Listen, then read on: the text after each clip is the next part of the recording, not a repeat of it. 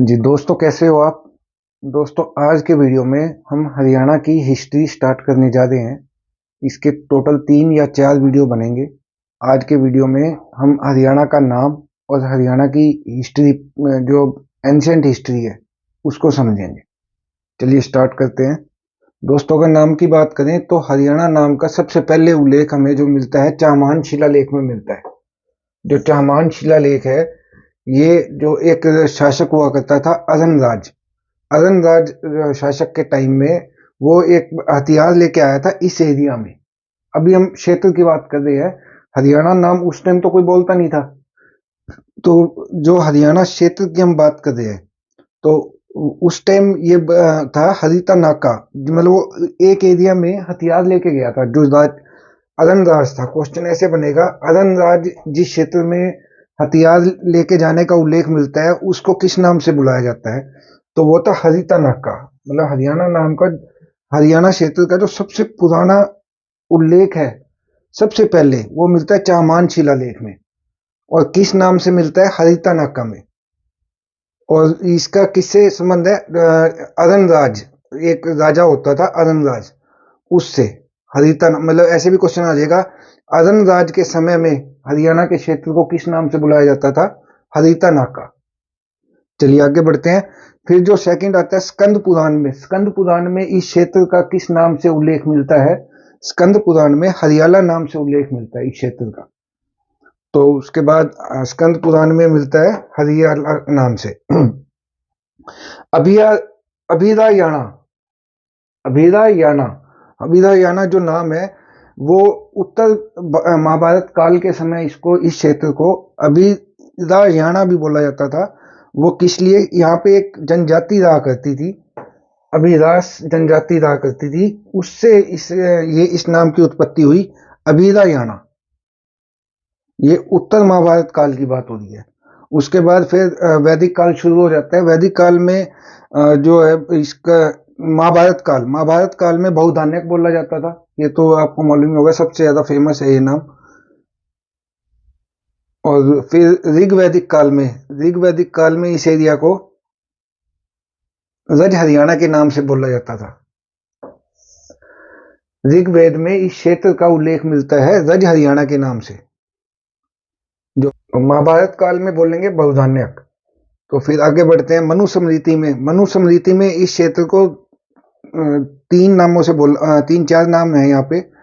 ब्रह्मा की उत्तर वेदी, ब्रह्मवेदी, ब्रह्मवत, ब्रह्म ऋषि देश और कुरुदेश। कुरुदेश से ही कुरुक्षेत्र का उत्पत्ति हुई, कुरुक्षेत्र के शब्द की।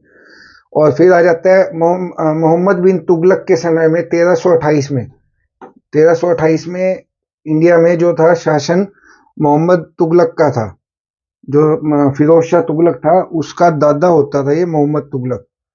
उसके समय में 1328 में इस क्षेत्र का जो नाम है, जो उसका जो हमें उल्लेख मिलता है, एक शिलालेख है जो दिल्ली म्यूजियम में मिला है, अभी पड़ा है वहां पे। दिल्ली म्यूजियम में एक शिलालेख है, उसमें इस क्षेत्र को धरती पर स्वर्ग के रूप में हरियाणा का उल्लेख मिलता है। जो 1328 में मोहम्मद तुगलक के टाइम में एक शिलालेख लिखा गया था, जो इस समय दिल्ली म्यूजियम में पड़ा हुआ है, उसमें जो हरियाणा क्षेत्र का जो उल्लेख है, धरती पर स्वर्ग के रूप में किया गया है। और मोहम्मद तुगलक के समय में दिल्ली का नाम जो होता था, दिल्ली का होता था। और फिर बलबन के टाइम की बात करें, बलबन का जो समय था 1280 था।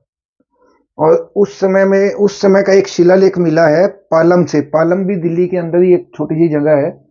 पालम में के पास एक छोटा सा गांव है, पालम के पास ही, बाओली। वहां से एक शिलालेख मिला है जिसमें इस क्षेत्र का जो नाम है वो हरिन्याक नाम से है। हरिन्याक। ऐसे भी आ सकता है इसका क्वेश्चन। पालम बाओली शिलालेख में हरियाणा के क्षेत्र को किस नाम से उल्लेखित किया गया है? हरिन्याक नाम से। और वो बलबन के टाइम लिखा गया था। ये जो बाओली शिलालेख है, ये भी क्वेश्चन बन सकता है कि बाओली शिलालेख किसके काल में लिखा गया था? बाओली शिलालेख बलबन के टाइम में लिखा गया था, 1280 में। चलिए आगे बढ़ते हैं।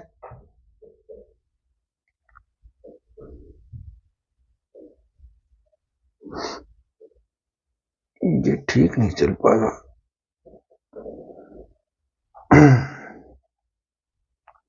दोस्तों अब बात करते हैं हरियाणा के इतिहास की। हिस्ट्री मतलब एंशियंट हिस्ट्री। एंशियंट हिस्ट्री इसलिए बोला जाता है क्योंकि ये बहुत पुराने टाइम की हिस्ट्री की बात हो रही है। तो जो हमारे हरियाणा या इंडिया की जो एंशियंट हिस्ट्री है उसको तीन भागों में बांटा जाता है। एक तो प्राग ऐतिहासिक काल हो गया, हिंदी में बात करें तो प्राग ऐतिहासिक काल,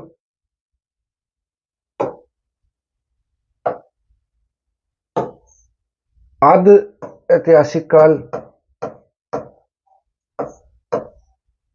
और ऐतिहासिक काल।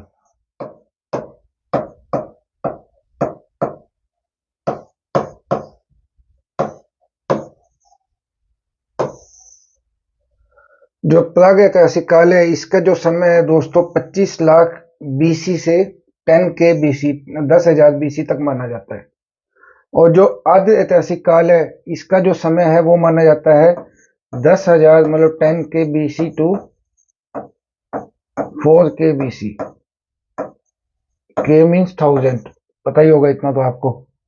और जो ऐतिहासिक काल है वो माना जाता है 4000 बीसी टू 1000 बीसी। तो चलिए अब इनमें डिफरेंस क्या है। जो प्राग ऐतिहासिक काल है इस टाइम का जो मतलब हमें साक्ष्य मिलते हैं, या उस टाइम एक तो ना तो किसी प्रकार का हमें लिखित में कोई वो मिलता है, साक्ष्य मिलता है। जब लिखित नहीं है तो फिर उसे पढ़ा भी नहीं गया होगा, ये तो नेचुरल बात है। तो प्राग ऐतिहासिक काल से रिलेटेड हमें कोई भी लिखित वो नहीं मिलता, साक्ष्य नहीं मिलता। आद्य ऐतिहासिक काल की बात करें तो इस टाइम के हमें लिखित या मतलब वैसे चित्र शैली के वो मिलते हैं, साक्ष्य मिलते हैं, बट उन्हें पढ़ा नहीं गया, अभी तक डिकोड नहीं किया गया उन्हें। ऐतिहासिक काल की बात करें तो ऐतिहासिक काल में हमें लिखित साक्ष्य मिले भी हैं और उन्हें पढ़ा भी जा चुका है। चलिए आगे इस चीज को अच्छे से एक्सप्लेन करेंगे। तो प्राग ऐतिहासिक काल की बात करेंगे तो वो होता है 25 लाख बीसी से 10,000 बीसी तक। अगर टाइम की बात करेंगे प्राग ऐतिहासिक काल, या इसको बोलेंगे प्री हिस्टोरिक काल टाइम, प्री हिस्टोरिक टाइम। और इस समय को जो प्राग ऐतिहासिक काल है इसको तीन भाग, इसको भी आगे तीन भागों में बांटा जाता है। पूर्व पाषाण काल, मध्य पाषाण काल और नव पाषाण काल। और इसका हरियाणा के पॉइंट ऑफ व्यू से अगर हम बात करें तो इसका प्राग ऐतिहासिक काल की सिर्फ एक चीज है हरियाणा में, वो हरियाणा के पंचकुला के पास से एक मानव की खोपड़ी मिली है।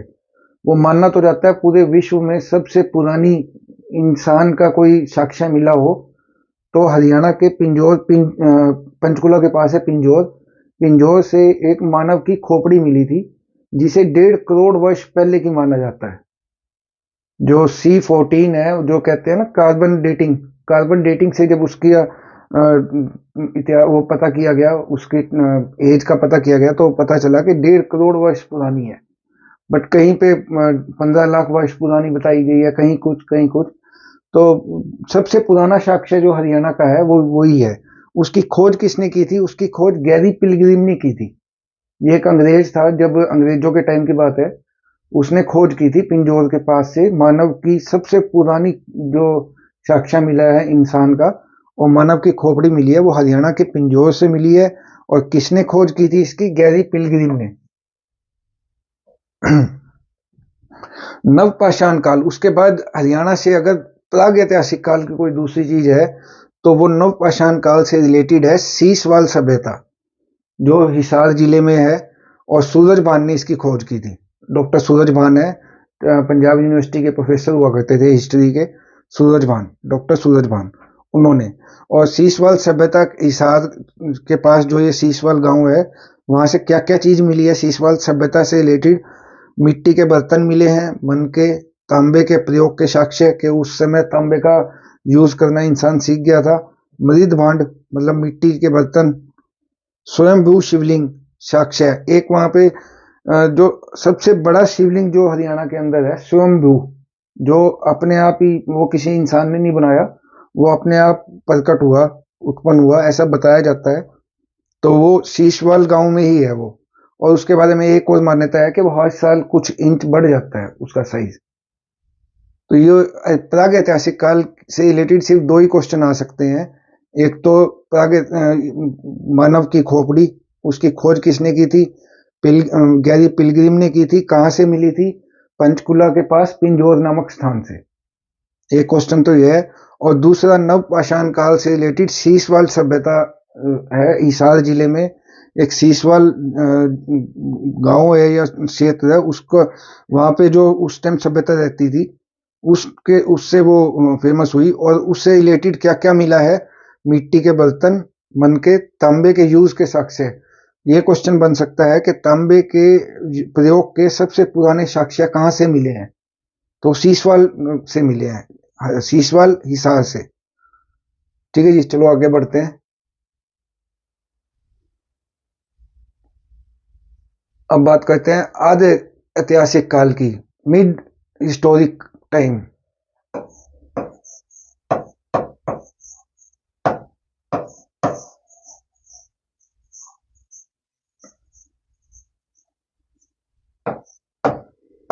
टाइम मैंने अभी आपको बता दिया था, 10K टू 4K BC।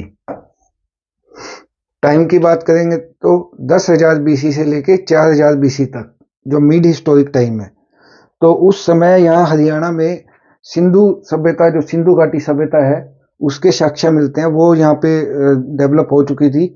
और उसी को ही हड़प्पा सभ्यता भी बोला जाता है। सिंधु घाटी सभ्यता को ही हड़प्पा सभ्यता भी बोला जाता है। उसके अलावा एक और नाम उसका बोला जाता है, सिंधु सरस्वती नदी सभ्यता।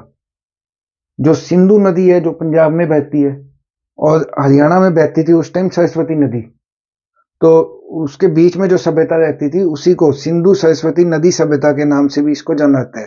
टोटल 3 नाम है इस सभ्यता के।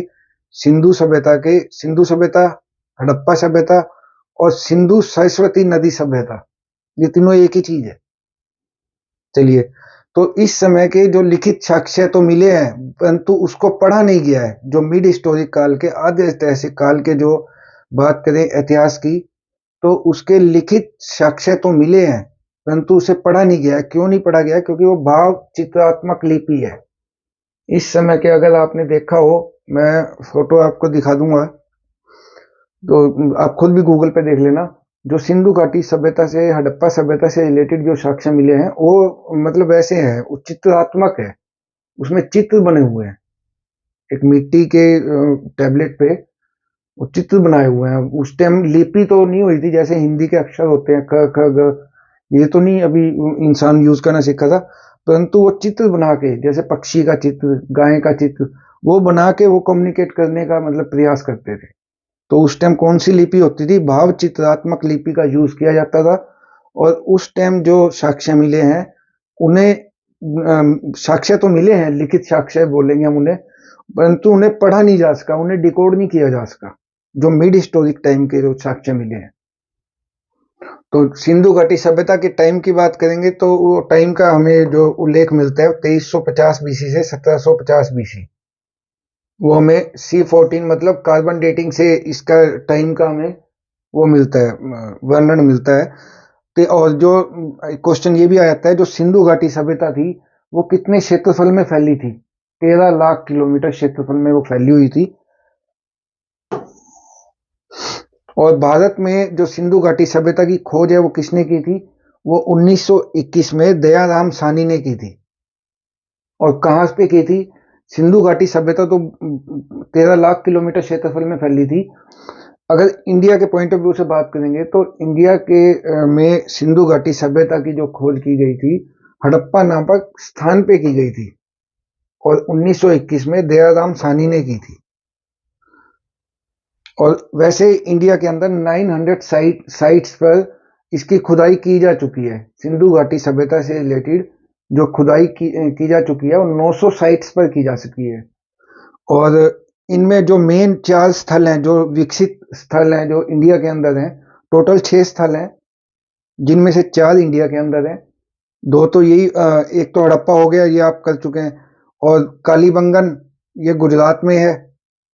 कालीबंगन गुजरात में। धोलावीरा राजस्थान में, राखीगढ़ी हरियाणा में, और ऐसे ही हड़प्पा।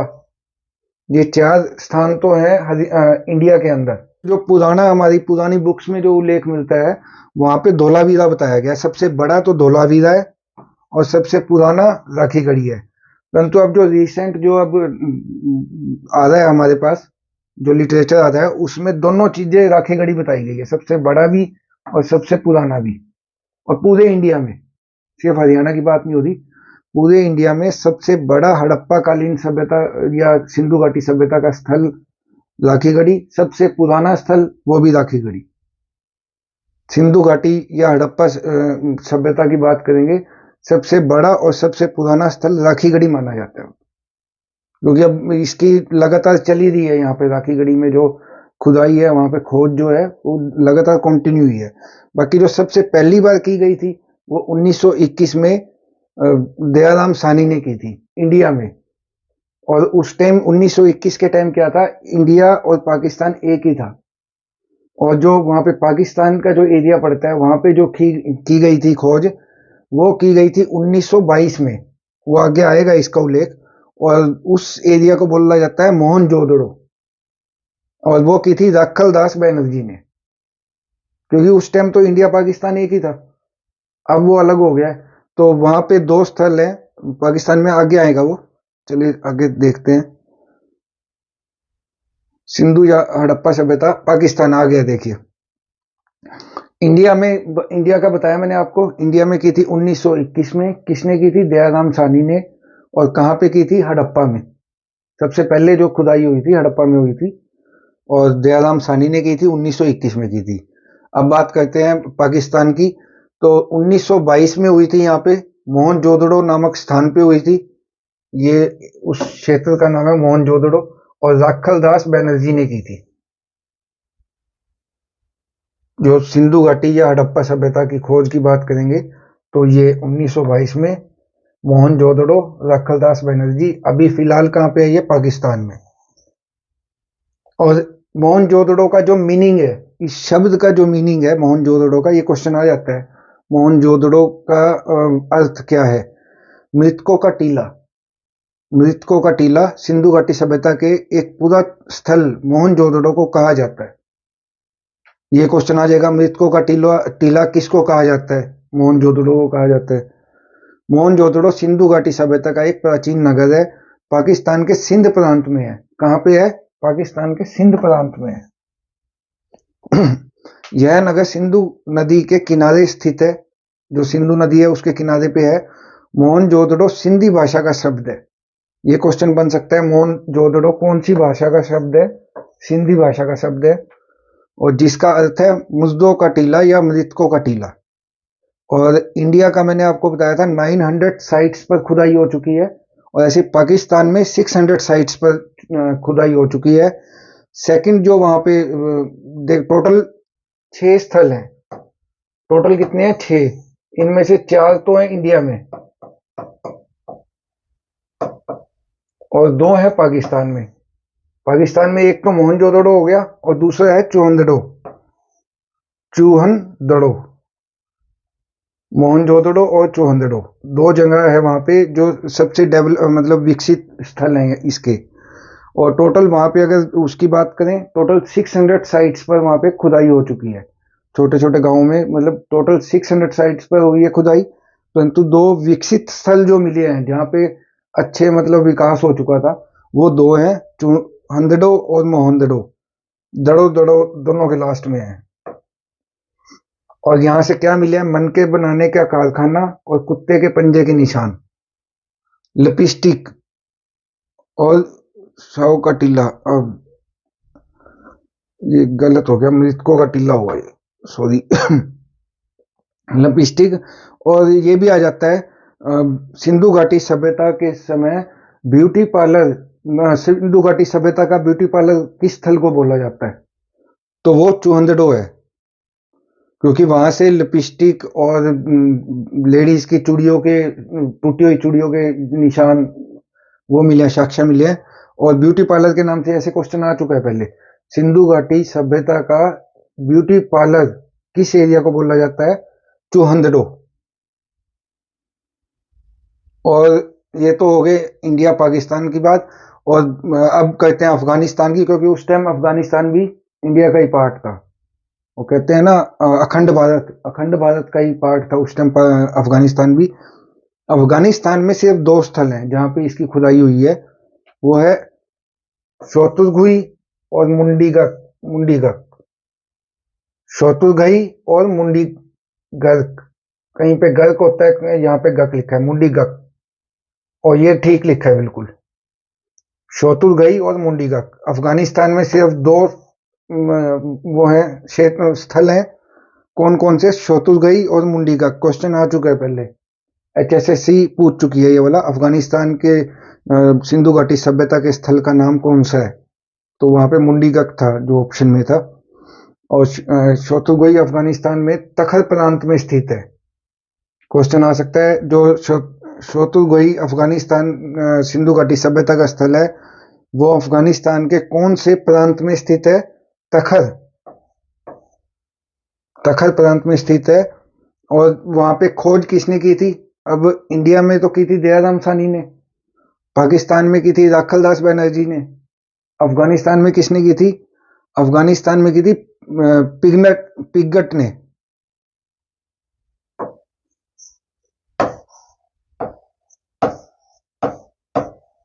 पिगट ने की थी।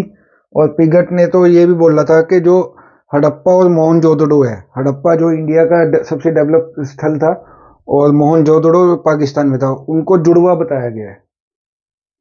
ये भी क्वेश्चन आ जाएगा, हड़प्पा और मोहनजोदड़ो को जुड़वा किसने बताया है? पिगट ने। पिगट, पिग ऐसे करके निशानी लगा लीजिए, पिग गट। पिग को गट कर गया,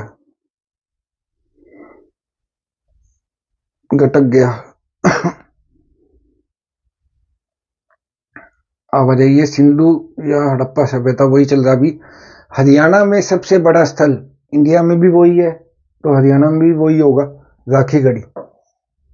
सबसे बड़े स्थल की हरियाणा का भी और इंडिया का भी वही है, सेम राखीगढ़ी। भारत में धोलावीरा, ये पुराना मतलब जो हमारा इतिहास है उसमें धोलावीरा बताया गया है। अगर अब जो क्वेश्चन अगर बनेगा तो उसमें राखीगढ़ी ऑप्शन दिया होगा। अगर राखीगढ़ी ऑप्शन में ना हो तो आप धोलावीरा को भी लगा सकते हो, परंतु दोनों नहीं होंगे, क्योंकि जो नया इतिहास है उसमें राखीगढ़ी को, क्योंकि राखीगढ़ी में खुदाई कंटिन्यू जारी है। तो धोलावीरा पहले होता था सबसे बड़ा, अब नहीं है, अब राखीगढ़ी सबसे बड़ा है। चलो, दुनिया भर में सबसे बड़ा स्थल, दुनिया भर की बात करें, इंडिया में और हरियाणा में तो राखीगढ़ी है। अगर दुनिया भर की, पूरी वर्ल्ड की बात करें, पूरे वर्ल्ड में सिंधु घाटी सभ्यता का सबसे बड़ा स्थल तो मोहनजोदड़ो पाकिस्तान का। अगर पूरे वर्ल्ड की बात करेंगे तो मोहनजोदड़ो है पाकिस्तान का। और सिंध प्रांत में है, सिंधु घाटी नदी के किनारे पे है। किसने की थी? राखल दास बनर्जी ने की थी खोज। कब की थी? 1922 में की थी।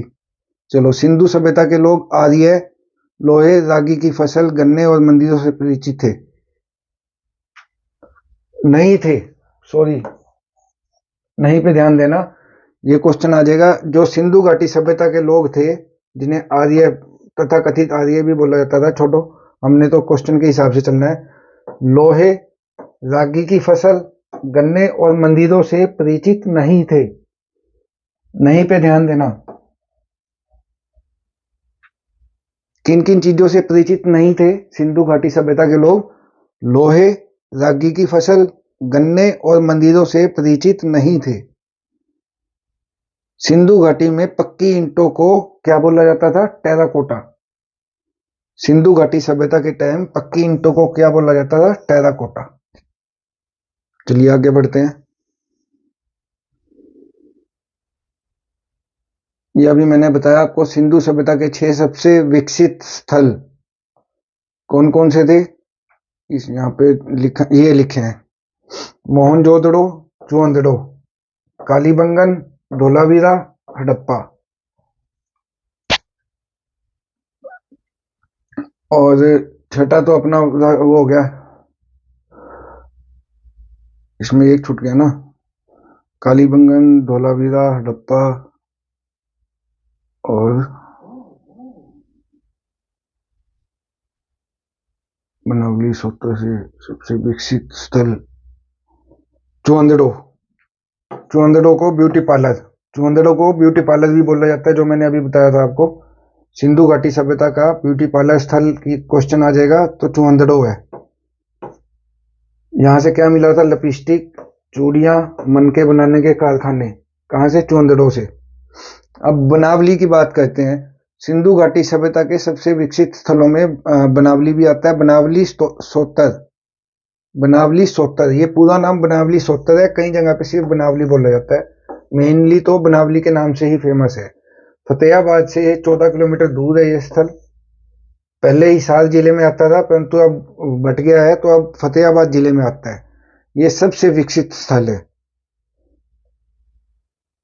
कहीं पे राखी गढ़ी दिया है, कहीं पे ये दिया है, कुछ वो नहीं आ रहा। और इसकी बनावली में जो खोज की थी, किसने की थी? RS बिष्ट ने की थी। 73 से 74 में की थी। 73-74 में की थी किसने? RS बिष्ट ने। और यहाँ से क्या क्या मिला है? मिट्टी के खिलौने, हल, तंदूर, टाइलें और जले हुए जौ के साक्ष्य। जौ को क्या बोला जाता था? यो। बनावली से क्या क्या मिला है? मिट्टी के खिलौने और हल, मिट्टी का हल, मिट्टी के खिलौने, तंदूर, टाइलें, जले हुए जौ। ये इंपॉर्टेंट है, जले हुए जौ ये आ जाता है। ये और कहीं से नहीं मिले, सिर्फ बनावली से मिले हैं। चलिए आगे बढ़ते हैं।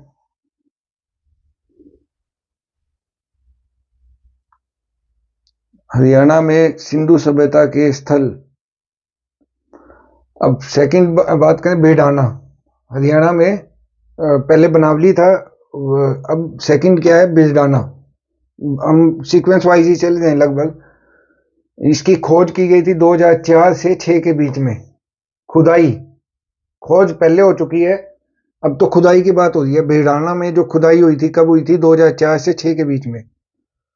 और अति प्राचीन, सबसे प्राचीन नगर माना जाता है इसको। 2014 में घोषित किया ये कि बेडाना जो है सबसे प्राचीन नगर है सिंधु घाटी सभ्यता का।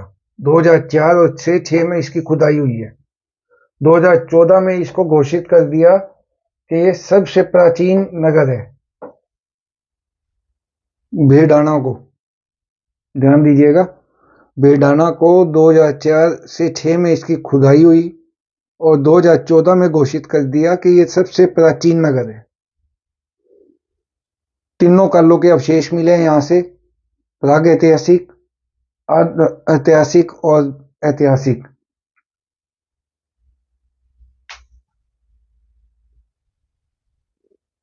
पैसोलिथिक, मेसोलिथिक और नियोलिथिक, ये ऐसा भी बोला जाता है इंग्लिश में।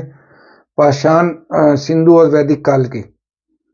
तीनों कालों की बात करें, कौन से? पाषाण, सिंधु और वैदिक काल, तीनों कालों के यहाँ से अवशेष मिले हैं बेडाना से।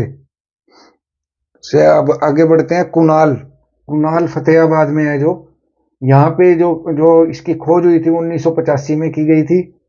और यहाँ से राजा के मुकुट मिले हैं। ठीक है, 2 राजशाही मुकुट, राजशाही मुकुट भी आ सकता है, राजा के मुकुट एक ही बात है। कहाँ से मिले हैं? कुणाल से। सिंधु से पहले की सभ्यता के आभूषण, सिंधु घाटी सभ्यता से भी पहले के आभूषण मिले हैं। और यहाँ से जो आभूषण मिले हैं उसके बारे में ऐसा बोला जाता है कि ये मतलब काफी अच्छे डिजाइन के थे। और जिसने इसकी खोज की थी उसने मतलब इसके बारे में बोला था, स्पेशली लिखा था, इस बारे में उल्लेख किया है कि जो आभूषण है उनकी जो कारीगरी है ना, वो मतलब आज के टाइम जैसी कारीगरी की गई है। राखी गढ़ी हिसार, आवाजो, वही 63 से 69 के बीच में सूरज भान ने खोज की थी। और अमरेंद्र नाथ बोस ने इसकी जो वो की थी खुदाई, इसके टाइम में खुदाई हुई थी 77 से 99 के बीच में। जो खुदाई हुई थी, खोज तो पहले भी हो सकती है, बट जो खुदाई हुई थी वो अमरेंद्र नाथ बोस के नेतृत्व में हुई थी 1977 से 99 के बीच में।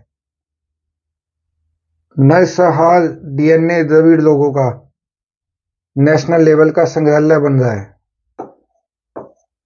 यहाँ से मतलब वो मिले हैं, साक्ष्य मिले हैं कि यहाँ कोई बहुत बड़ा नरसंहार हुआ था, और द्रविड़ लोगों का डीएनए भी मिला है। याद करना हमें तो क्वेश्चन के हिसाब से।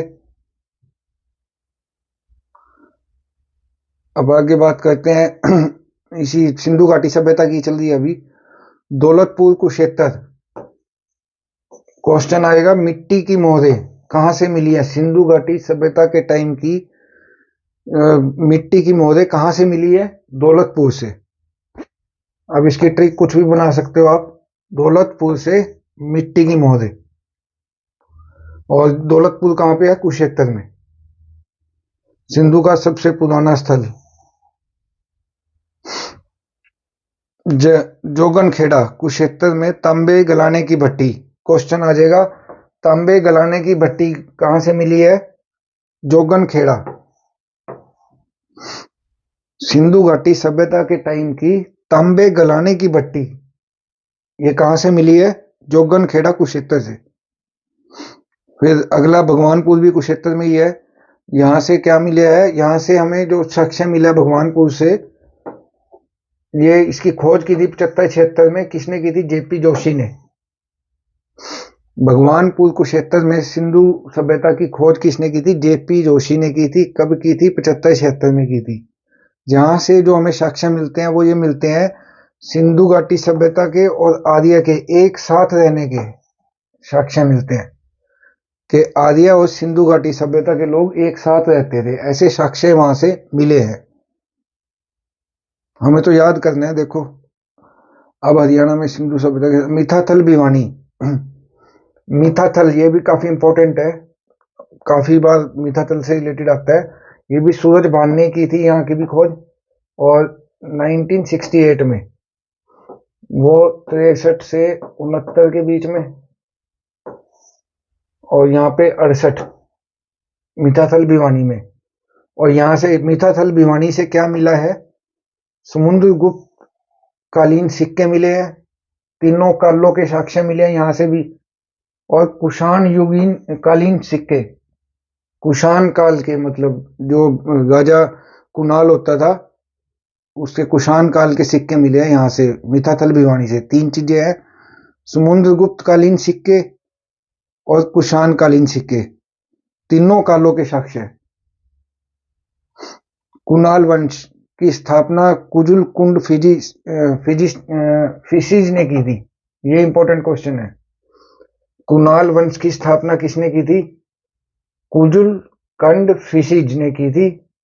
उत्तराधिकारी को क्या बोला जाता था कुषाण काल में, और या कुणाल वंश के में इसको उत्तराधिकारी को क्या बोला जाता था? विम बोला जाता था। ये क्वेश्चन इंपॉर्टेंट है, पहले पूछा जा चुका है। कुषाण काल में या फिर कुणाल वंश के समय में उत्तराधिकारी को क्या बोला जाता था? विम बोला जाता था। सबसे शक्तिशाली शासक कौन था? कनिष्क था। कुषाण युग का या कुणाल वंश का सबसे शक्तिशाली शासक जो था कनिष्क था, जिसने सिल्क मार्ग की, जो सिल्क रोड बोला जाता है ना, जो चाइना होते हुए यूरोप तक जाया करता था, वो सिल्क रोड की स्थापना किसने की थी? कनिष्क ने की थी। इसी ने, कनिष्क ने ही शक संवत भी चलाया था। ये कैलेंडर है, और ये 78 ईस्वी में चलाया था। और इसी के कनिष्क के टाइम में ही चौथी बौद्ध संगीति हुई थी। कहां पे हुई थी? कुंडलवन कश्मीर में हुई थी। इसी के काल में बौद्ध धर्म ना दो भागों में बट गया था, हीनयान और महायान। ये क्वेश्चन आ जाएगा, हीनयान और बौद्ध धर्म हीनयान और महायान में किसके काल में बटा? कनिष्क के टाइम में बटा।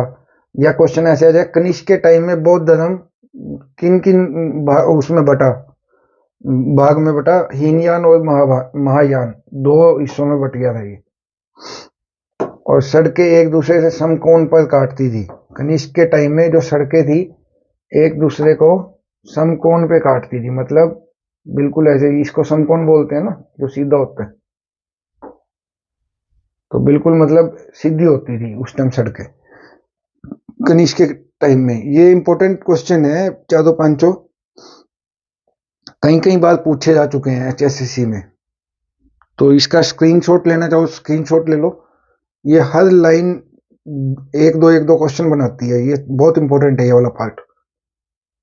चलिए आगे बढ़ते हैं।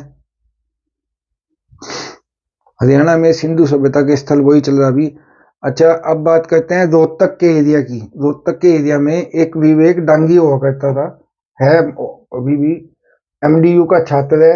इसने गिरावट की खोज की थी। एक गांव है गिरावट, वहां पे जो खुदाई या खोज हुई थी वो विवेक डांगी ने की थी, जो एमडीयू का छात्र है। महर्षि दयानंद यूनिवर्सिटी है ना रोहतक में, वहां का छात्र था। गिरावट की खोज की थी इसने। और जो फरमाना खास है, रोहतक का गांव है फरमाना खास, कहां पे है? रोहतक में है। ये दूसरा सबसे बड़ा स्थल है सिंधु सभ्यता का।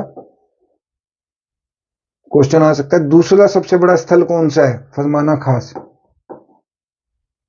यहां से क्या क्या मिला है? कब्र कंकाल, मतलब कब्र से कंकाल मिले हैं। और सेल खड़ी की मोहरें, ये क्वेश्चन पहले भी पूछा जा चुका है। सेल खड़ी की मोहरें कहां से मिली है? फरमाना खास। फरमाना खास रोहतक से। ये इंपॉर्टेंट है दोस्तों। सेल खड़ी की मोहरें कहां से मिली है? फरमाना खास से। और वहीं पे रोहतक डिस्ट्रिक्ट के अंदर ही महम नामक स्थान है, और वो किससे जाना जाता है? महेस्थ। महेस्थ हुआ करते थे यहाँ पे। और मदीना रोहतक में है। मदीना पूछा जा सकता है मदीना में एक मस्जिद है। मदीना मस्जिद कहाँ पे है? रोहतक में है। बालू कैथल 1977 में हुई थी यहाँ पे। ये भी सिंधु घाटी सभ्यता का वो है, स्थल है एक, बालू। कैथल जिले में आता है बालू। यहाँ पे 1977 में हुई थी, वही सूरज भानने की थी, ये उसी का टाइम था, सूरज भानने की थी। और यहाँ से कौन से साक्ष्य मिले हैं? लहसुन की खेती के साक्ष्य मिले हैं। क्वेश्चन ये आता है कई बार, लहसुन की खेती के साक्ष्य कहाँ से मिले हैं? बालू कैथल से। फल व सब्जियों के भी साक्ष्य मिले हैं, फ्रूट एंड वेजिटेबल के साक्ष्य बालू से। तीनों कालों के साक्ष्य है वो भी मिलते हैं यहाँ से, बालू कैथल से तीनों कालों के भी साक्ष्य मिलते हैं। अब आते हैं वैदिक काल। जो वैदिक काल का समय माना जाता है दोस्तों, पूर्व वैदिक काल, मतलब जो सबसे वैदिक काल का भी जो सबसे पुराना काल है, वो 1500 ईसी से 1000 ईसी, ऋग्वेद काल भी बोला जाता है। इसे दो भागों में बांटा जाता है, पूर्व वैदिक काल और उत्तर वैदिक काल। उत्तर वैदिक काल जब खत्म हो रहा होता है, तो उत्तर वैदिक काल का जो टाइम है वो 1000 बीसी से 600 बीसी। और इसी टाइम सामवेद और यजुर्वेद की वो हुई थी, ये लिखे गए थे, इनकी रचना हुई थी। ऋग्वेद की रचना कब हुई थी? पूर्व वैदिक काल में। पूर्व वैदिक काल का समय कब है? 1500 से 1000 बीसी। और उत्तर वैदिक काल का समय पूछा जाए तो 1000 बीसी से 600 बीसी। टोटल 4 वेद है, ऋग्वेद, सामवेद, यजुर्वेद और अर्थवेद। तो ऋग्वेद हुआ था पूर्व वैदिक काल में, इस समय के बीच में 1500 से 1000 के बीच में।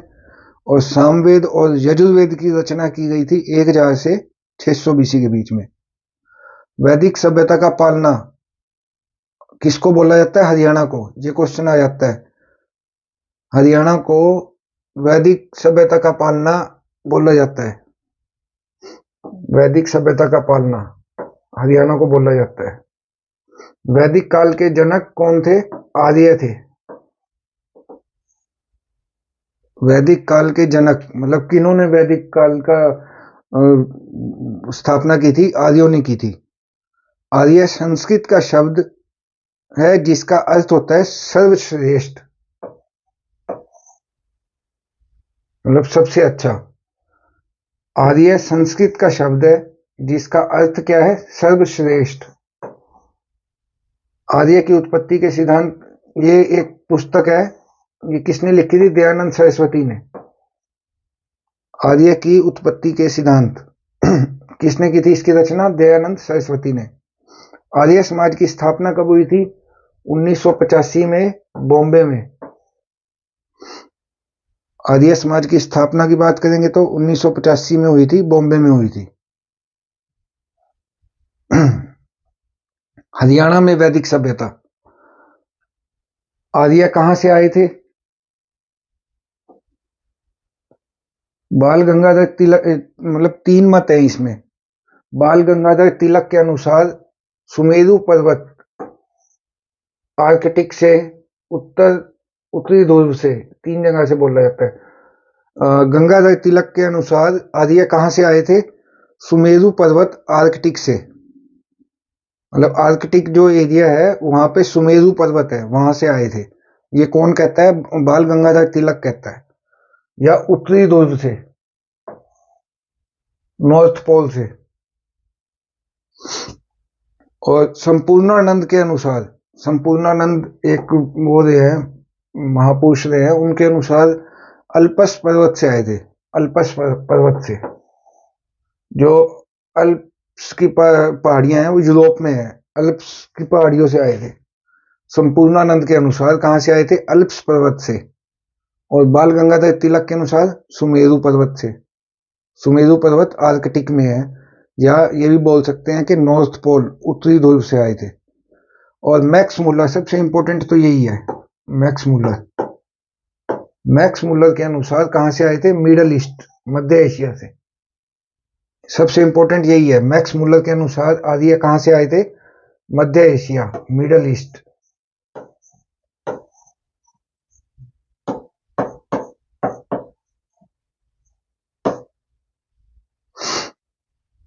जिसको सप्त सिंधु प्रदेश भी, ये कहां रुके थे सबसे पहले आके? सप्त सिंधु प्रदेश, मतलब 7 नदियों का प्रदेश। कौन सा है? पंजाब। और आज के पेवा और थानेसर में आके रुके थे। सप्त सिंधु प्रदेश में रुके थे, और जो आज के समय में पेवा और थानेसर है उस एरिया में आके रुके थे। 10 राज युद्ध, 10 राज युद्ध, 10 राज, इसी से पता चलता है कि 10 राजाओं का युद्ध हुआ था। कहां पे हुआ था? 10 राज युद्ध, ये काफी इंपॉर्टेंट है ये भी। ये युद्ध पुरुषनी नदी के किनारे पे हुआ था। पुरुषनी नदी जो पुराना नाम है, और किसका है ये? रावी नदी का नाम है पुरुषनी नदी। और ये जीता किसने था? राजा सुदास ने जीता था, जो भरत वंश का, इनका फिर आगे बेटा होता है भरत। भरत वंश की स्थापना मतलब इसी ने की थी, और उसी से हमारे देश का नाम भारत पड़ा था। 10 राज जो युद्ध है वो कहां पे हुआ था? पुरुषनी नदी के किनारे पे हुआ था। पुरुषनी नदी किसको बोला जाता है? रावी नदी को बोला जाता है। और ये जीता किसने था? 10 राज युद्ध राजा सुदास ने जीता था। ऋग्वेद किस खंड में इस टाइम में लिखा गया था? 1500 से 1000 ईसा पूर्व में। 7वें मंडल में लिखा है ये जो 10 राज युद्ध है, 7वें मंडल में लिखा है ऋग्वेद के। जो भारत वंश का राजा था, किसने जीता था? जो भारत वंश का राजा था, राजा सुदास ने। महाभारत का युद्ध कब हुआ है? 900 ईसा पूर्व। ये क्वेश्चन आ जाता है। महाभारत का जो युद्ध हुआ था वो कब हुआ था? उसका टाइम कब माना जाता है? 900 ईसा पूर्व, मतलब उत्तर वैदिक काल में।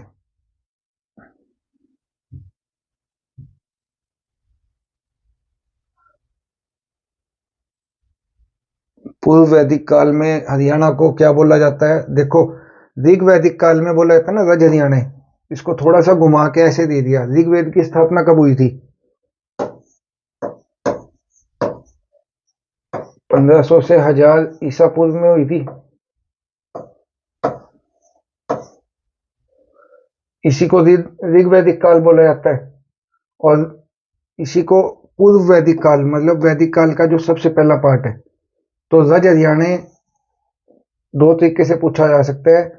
ऋग वैदिक काल में हरियाणा के क्षेत्र को क्या बोला जाता था? रज हरियाणा। और ऋग्वेद की स्थापना, रचना कब हुई थी? पूर्व वैदिक काल में। तो क्वेश्चन ऐसे ही पूछ लिया, पूर्व वैदिक काल में हरियाणा के क्षेत्र को क्या बोला जाता था? रज हरियाणा। मतलब कंसेप्ट क्लियर होना चाहिए, क्वेश्चन कैसे भी पूछ ले आपसे। उत्तर वैदिक काल में क्या बोला जाता था? जो महाभारत का युद्ध हुआ था, अभी पहले, सबसे पहले मैंने करवाया था ना, सबसे पहली जो वो थी शीट थी उसमें यही था कि महाभारत काल में हरियाणा को बहुधान्यक बोला जाता था। महाभारत का युद्ध हुआ था उत्तर वैदिक काल में, तो अब क्वेश्चन ऐसे पूछ लिया, उत्तर वैदिक काल में क्या बोला जाता था हरियाणा को? बहुधान्यक। महाभारत काल और उत्तर वैदिक काल एक ही बात है। वैदिक काल में हरियाणा में, अच्छा, वैदिक काल में हरियाणा में किस युग की का जन्म हुआ था? कृषि युग का। ये इंपॉर्टेंट क्वेश्चन है।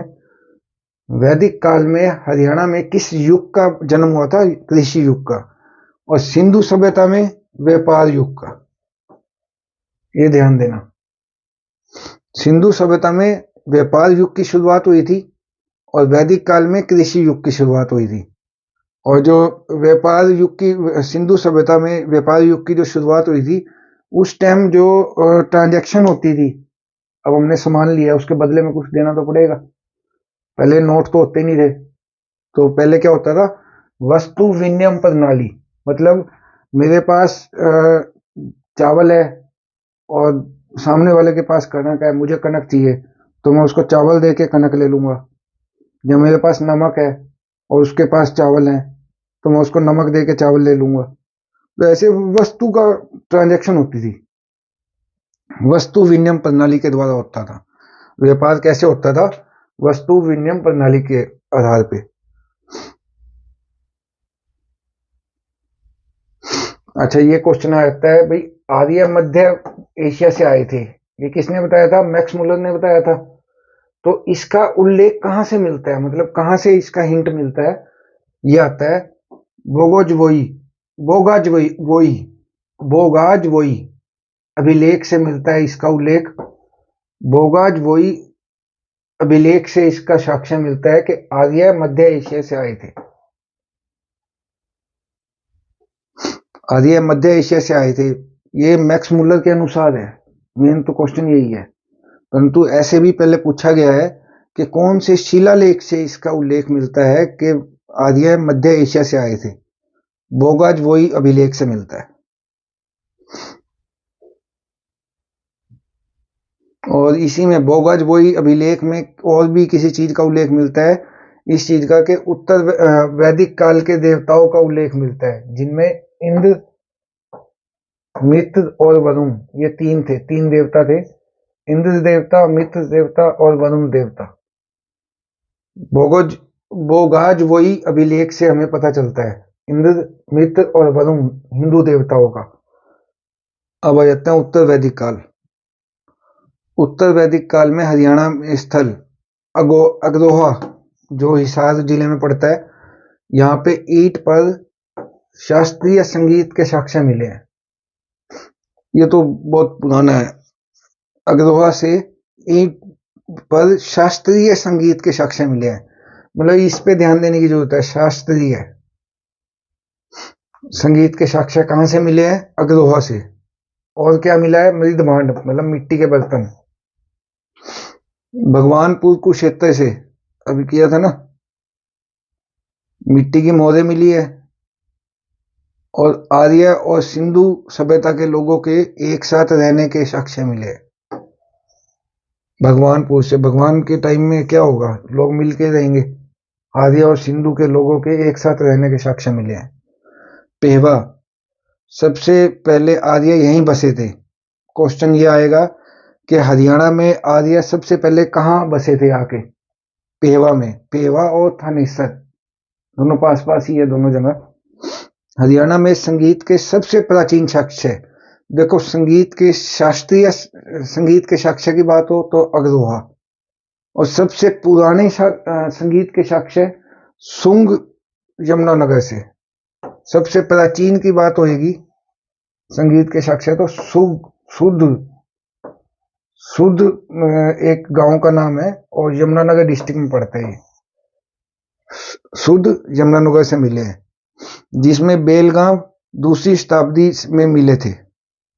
हाँ, यहीं पे इसी के पास में एक और गांव है बेलगांव, वहां से दूसरी शताब्दी में मिले थे। संगीत के सबसे प्राचीन तो सुग से मिले थे। अब ये आ जाएगा बेलगांव से संगीत के साक्ष्य कब मिले थे? दूसरी शताब्दी में मिले थे। तो दोस्तों आज इतना ही, नेक्स्ट वीडियो में फिर इससे आगे कंटिन्यू करेंगे। तो आज का वीडियो आपको कैसा लगा कमेंट में जरूर लिख के बताएं। कोई कंफ्यूजन हो, कोई क्वेश्चन में आपको वो आए, कंट्रोवर्सी हो, कुछ भी मतलब आपका कहना हो, आपके विचार हो, आप कमेंट में लिख के जरूर बताएं। हर आपके वहां पे क्वेश्चन का आंसर मिलेगा। चलो आज के लिए इतना ही। Thank you. बाकी सारा खराब गया श्वेता, लाइट जलाई नहीं। सुन नहीं रही, सारी मेहनत खराब हो गई। लाइट जलाई नहीं, बोल गया। इसके तो कैसे बंदे चढ़ाऊंगा तो पक्का 1-1.5 घंटे की मेहनत है।